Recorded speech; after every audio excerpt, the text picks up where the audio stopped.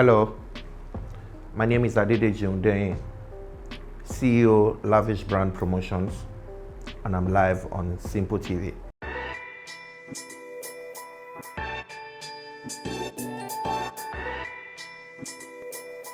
My name is Adedeji Hundeyin.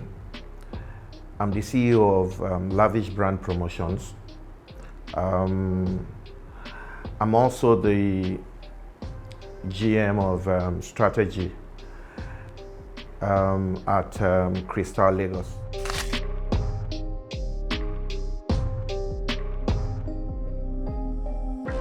Well, I'm not the face of nightlife in Nigeria.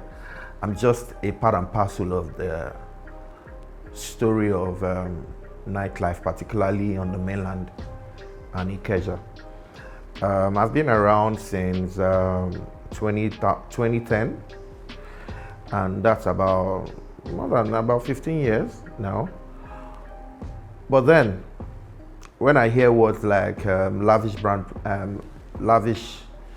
or when I hear words like the nightlife emperor, what it reminds me of is for you to be an emperor, it means that you rule over kingdoms, you superintend a kingdom, and for you to have a kingdom, it means that you have to have kings. And within the nightlife space, I realized that over time, a lot of the people that I mentor that passed through me in their journey of in the industry, they are today kings within their space. They rule subsections of the industry. When I give you example of big time promoters today, famous DJs today, or talk about people within the space who handle, let's say for example, Simple TV today. There are people who now rule their own sub-sphere. And when I look at them, I call them kings. And I'm happy to say that their journey, was influenced in a way by part of what I did and part of my own experience. So I feel proud to be able to attribute their success today to part of my own success as well. So I always feel a sense of, delight, a sense of, pride when I hear people call me emperor.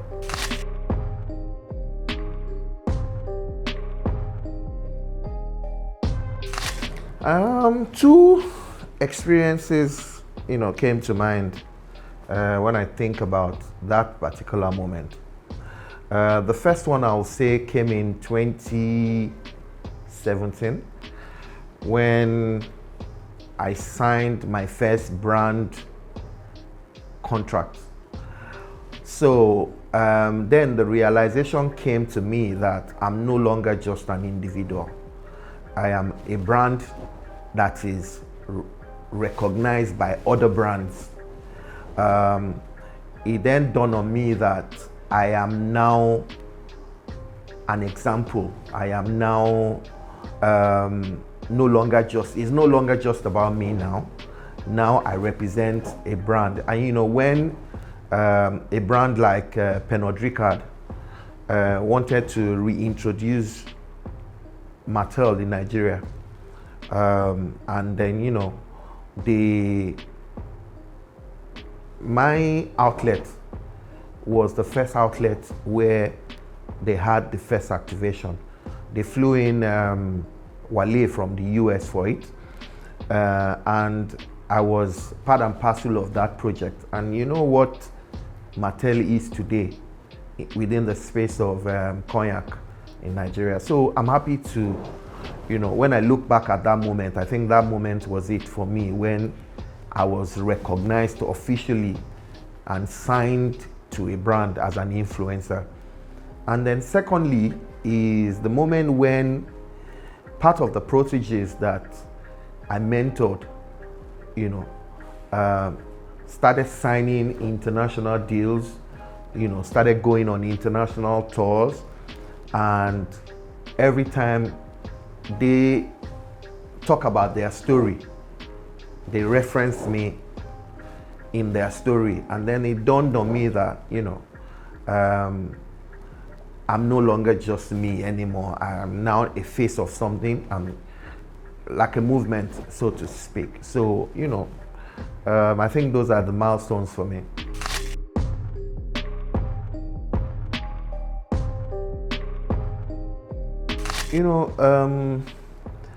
Just like in every sphere of life, the nightlife space in Nigeria is very competitive. And it became competitive because people suddenly realized the value inherent in the business. That if you invest right and promote right, you will get amazing returns from your investment in a very short period of time. So it attracted a whole lot of businessmen, it attracted a lot of investors who,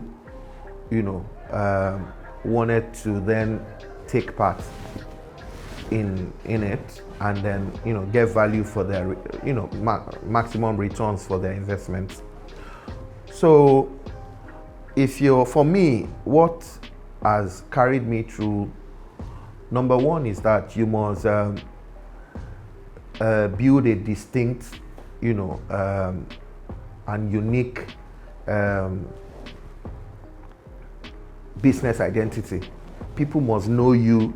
When people hear Lavish, they know it's different. You must build a very different identity, and you must be very true to yourself. There's no shortcut in the business. It's all service, service, service. So once people know you, that you're true to yourself, you have a distinct identity within the space, and they know that you value service, customer service, I think is enough to separate you from, the people, the mass crowd that is trying to cut corners and, take the shortcut. Let me give you an example. Within the nightlife space, there are people who, in their desire to maximize profit, they take shortcut to, by selling adulterated drinks, thinking that people won't find out or people won't know. But then, eventually, it always come around to boomerang on them, because once people find out that they can no longer trust what you serve them or what you offer them, they stop patronizing. So for me, being true to service and distinctly building that distinct identity is what has taken me through so far.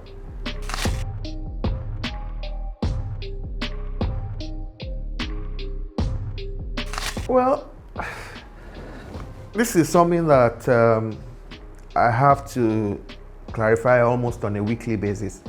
People's perception of nightlife is that it's just faji, no serious work goes into it. They just think it's just about, coming to party. But I think the first rude awakening, and then the misconception that everybody in nightlife, for you to really be big in nightlife, you have to be irresponsible. They think, nightlife, there's nothing serious going on in there. So they think it's just, drink, womanize. But I think that's really the greatest misconception, that everybody in nightlife womanize. It's all about drinking. It's all about being irresponsible. And, when people come close to me, that's one of the first things that, they realize is the amount of hard work, planning, research, dedication that goes into what you see on a weekly basis, or what you then later see as the output, because they realize that in nightlife you work almost round the clock. You work at night, during the day you're busy planning, you're doing stocking and inventory, you're doing accounting during the day. You barely even have time. It's more like you work around the clock. So the misconception is for those on the outside, but once you come close, you realize the seriousness, and the responsibility that we carry as people who run nightlife.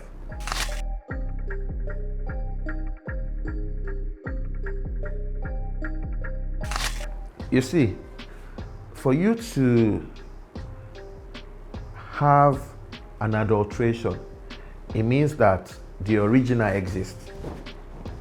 So what people try to do is to copy.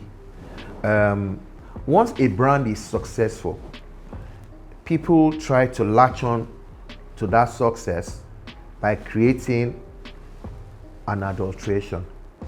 And because they feel that people in nightlife are unsuspecting, because it's a night business. So, and then they feel that people don't really know the difference. But then you see that people eventually know the difference. And it's one of the fastest way to damage your reputation or to kill a business. Because once people get a bad experience, they are never coming back, or it will take twice the effort to bring them back. So for me, one of the major things that I do in all the space that I operate in, I deal directly with major distributor of the product that I promote. For example, I was an ambassador for brand influencer for Pernod Ricard for about 5 years, 6 years. And I deal directly in all their products, directly. Or when it's not possible, I relate with their major distributors. So they point me to the distributor that I deal with. So in that way, it guards me against adulteration. So for every serious participant within the space of nightlife, they know that that's the only way to curb. But once you start patronizing outside of dealing with the major brands and their distributors, you open yourself up to, adulterated products. But the effect is really damaging, because it has the potential to ruin the reputation across board. Because you hear people say things like, "Omo, you can't trust them in that Lagos. It's only fake drinks." But then, for the fake to exist, the original must first of all exist. And we deal in the original products all the time.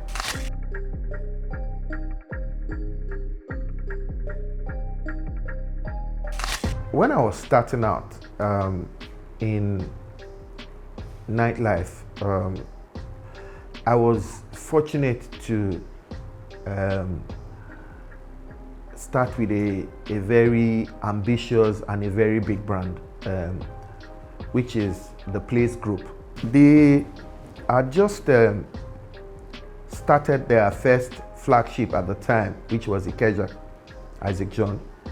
And I came on board and I learned a whole lot from them, because they operated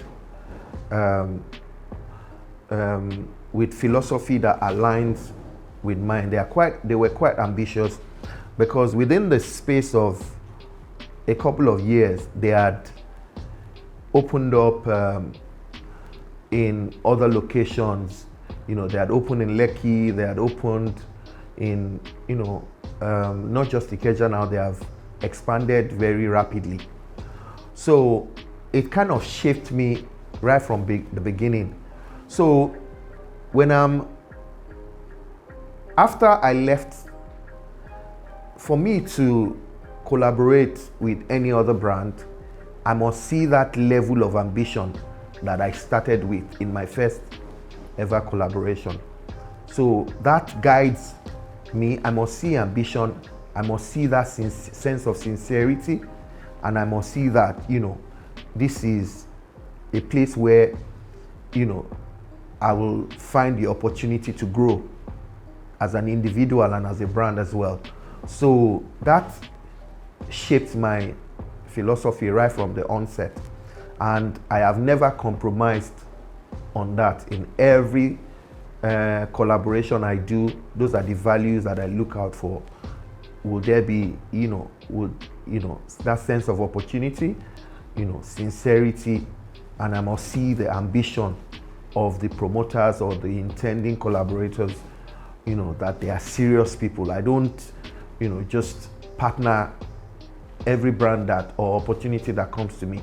I filter them and I deal with only serious ones.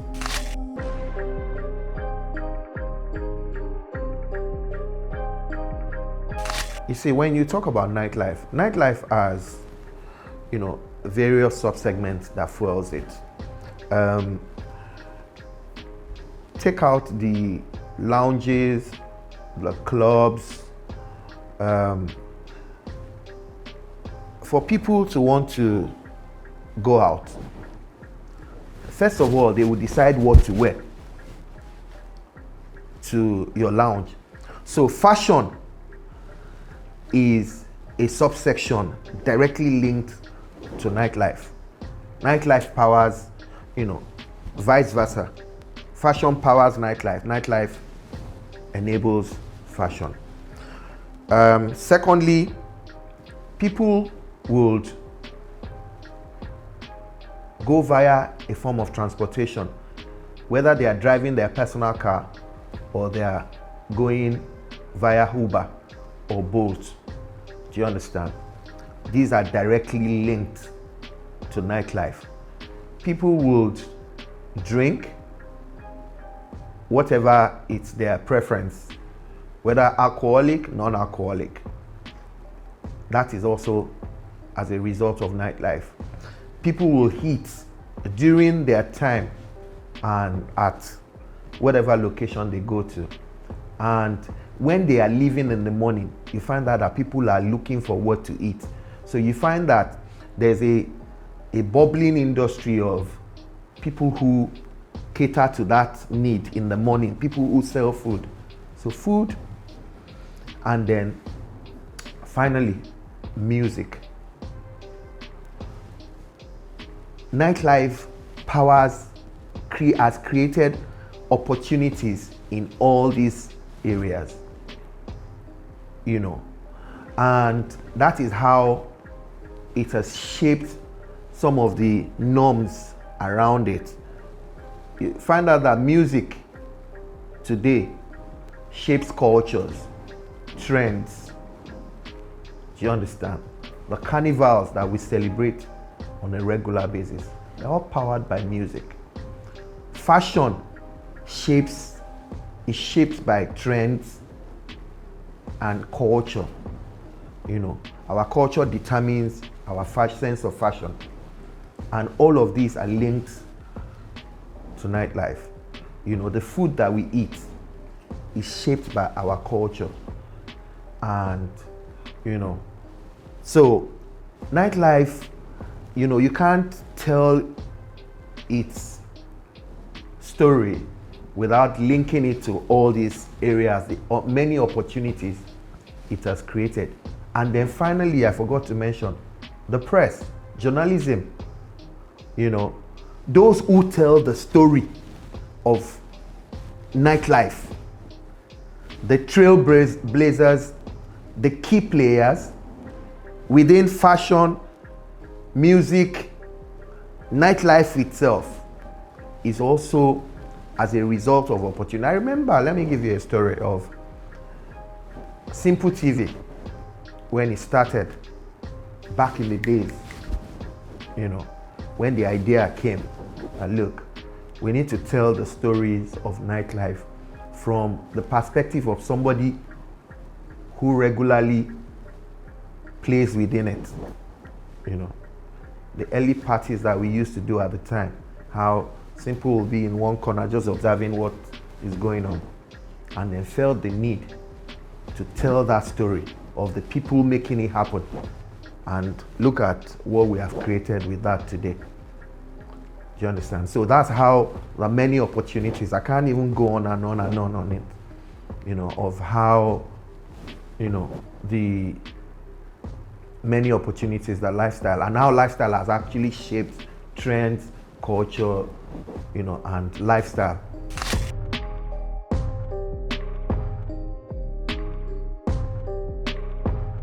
You cannot be around for as long as I have been if you are not consistent. So I say, for one, consistency of whatever you're offering is the number one key. You don't flip-flop. You don't offer one attribute today and next tomorrow you say, okay, I'm no longer that, I'm now this. And people must rely 100% on whatever proposition that you bring to the table. So consistency is number one. You must be consistent. Find a niche and stay consistent on it. And you must be very relevant. You must stay relevant. You cannot run today's world with yesterday's ideas. You must keep current and keep updated if you're going to be around for long. And then the last thing is to be, you know, you need to be true to yourself. Over the course of my journey, I have come around a lot of people, and one unique thing that everybody tells me is how, you know, they remind me of, okay, there was something in a period where I was struggling, you did something to me, you said something to me, you gave me a reference, you directed me in a way that has led to who I am today. So I always think that if you're going to be around, you must be somebody you must be approachable, and you must help people. You must be open and be willing to help, because you never know how or where that can lead to tomorrow. So for me, those are the three key things that I think are, you know, very important.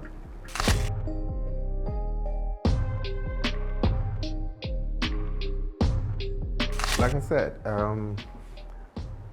the craziest thing that I have seen is, it has to be, you know, seeing people, say, walk into a club, you know, looking all decent, calm, you know, and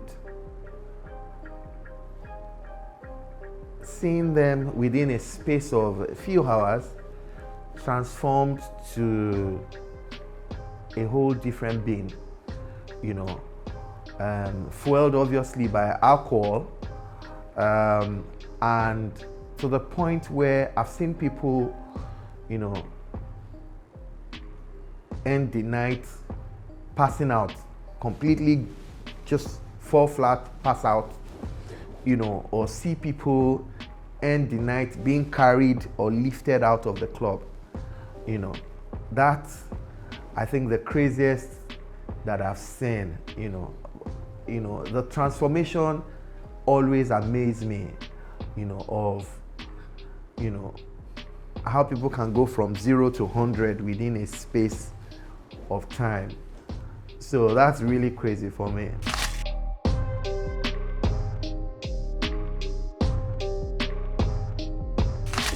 Well, you know, when you say we are all political animals, and when you are in nightlife, you play the role, an ambassadorial role, where you have to stay neutral all the time, because You deal with everybody from all walks of life.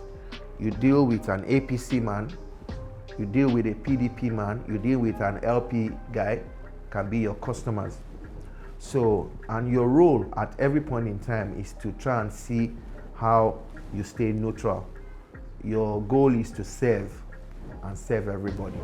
But then you cannot run away from what is happening around you. So,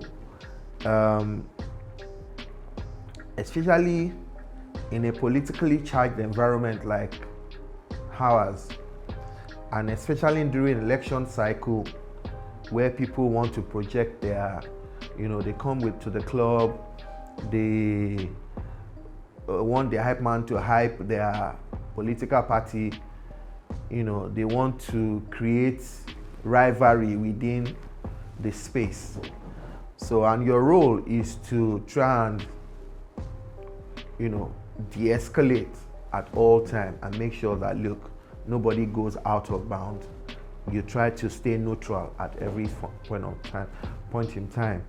And for example, my role as an ambassador for current ambassador, brand influencer for Moet Tennessee, I want everybody to take to my brand, irrespective of your political affiliation. I don't want anybody to come and taint my stand or my product with a political coloration. So I try to stay neutral. I don't identify explicitly with any politics.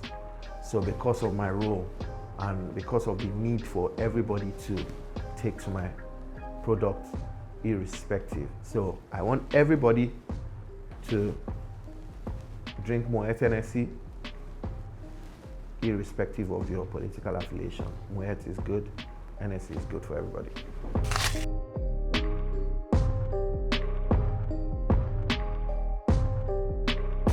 Well,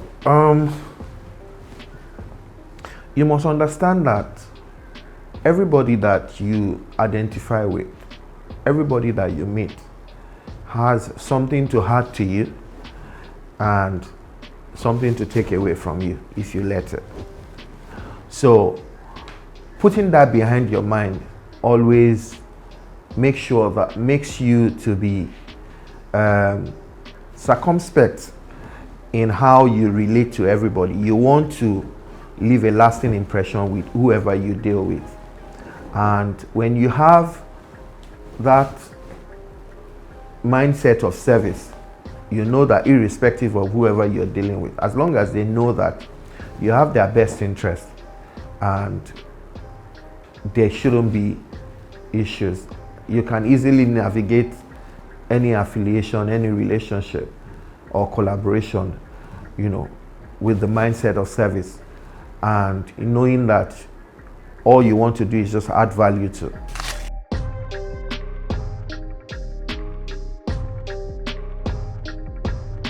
Well, funny enough,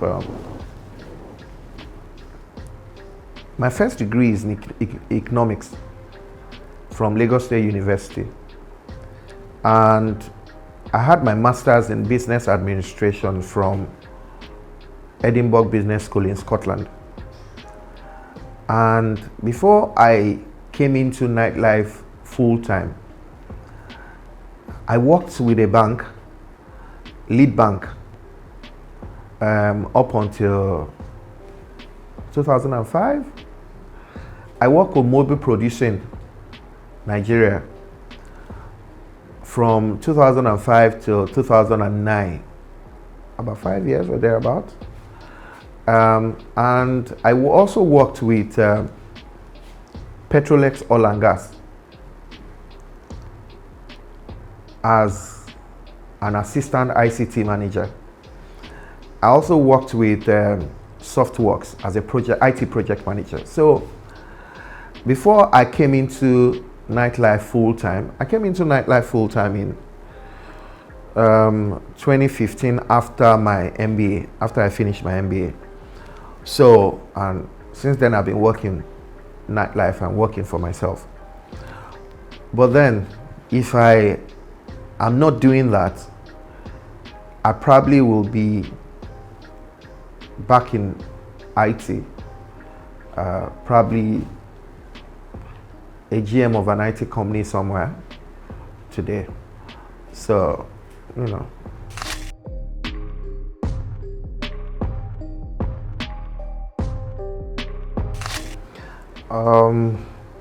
I'll say that your foundation matters. So you must follow your passion. And I'll tell you a story. Even with everything that I have acquired academically today, I remember that I started organizing events way back in my university days, as far back as my 200 level. I started organizing departmental award nights, which we were calling Echo Awards at the time. And then it became award for the entire school, uni, which we coined Cartel Awards as at the time. So I started doing this for the entire school, and then started doing raves outside of the school while I was in uni. I've been doing this for a long time, you know.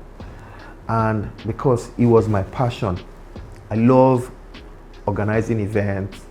I gravitate naturally towards putting shows together, organizing club parties and stuff.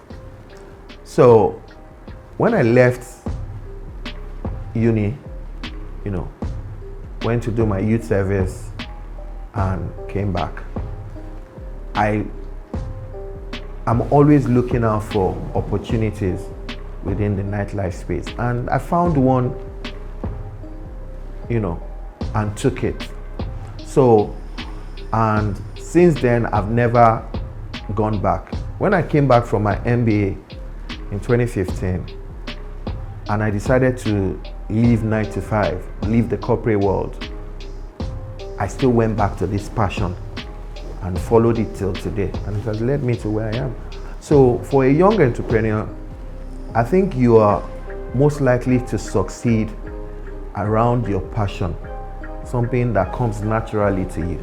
You must identify it very early and pursue it with everything you have, you know. And that is what somebody like Simple has done, and he is where he is today, creating opportunities now for others and mentoring other people. So for me, that's the only advice I will give.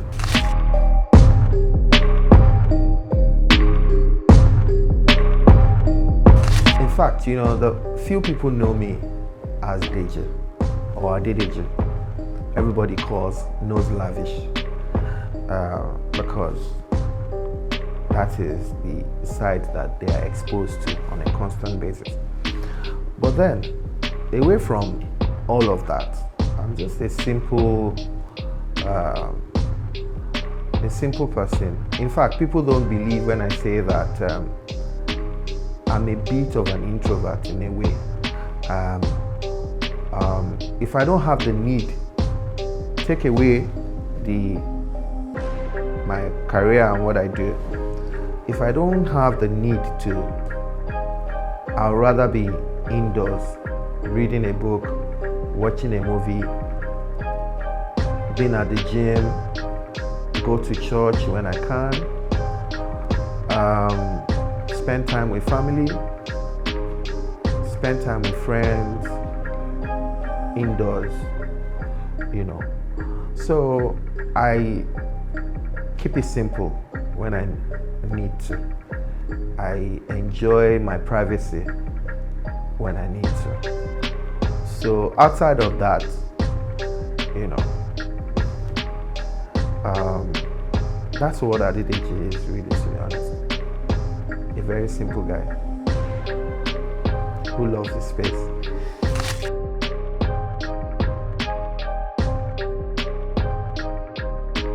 Hello people, my name is Adedeji Hundeyin, CEO of Lavish Brand Promotions, and I'm gonna say just keep watching Simple TV.